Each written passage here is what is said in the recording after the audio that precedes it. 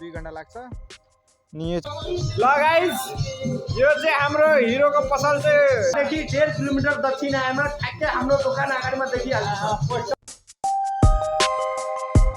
अहिले चाहिँ ठ्याक्कै 9:30 बजेको छ। आज शनिबार हो, जाडो पनि उतिकै छ। अहिले मिलाएको छु चामल पिराउनलाई। अब के हुन्छ अब हेरौँ। पुरै दिनमा एक्टिभिटी हेराउने हो। यहाँ कुटाएर फेरि चामललाई जानु छ। मकैमा पानी पटाउनु छ है।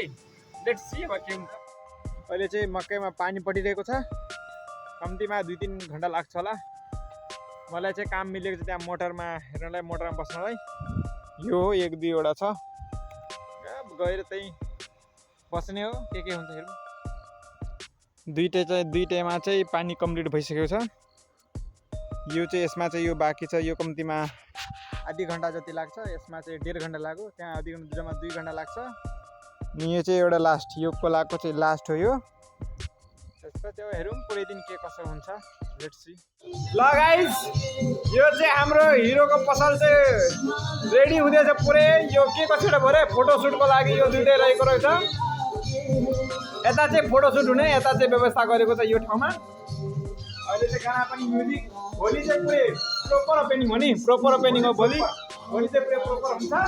यो चाहिँ ठ्याक्कै लोकेसन रहेको छ हल्दीबारी कटरजी। हल्दीबारी ठाउँमा रहेको छ है। अब हेरौँ चोकदेखि 1.5 किलोमिटर दक्षिण आएमा ठ्याक्कै हाम्रो दोकान अगाडिमा देखिहाल्छ। पोस्टर लगाएको छ अगाडि। वेलवेयर छ।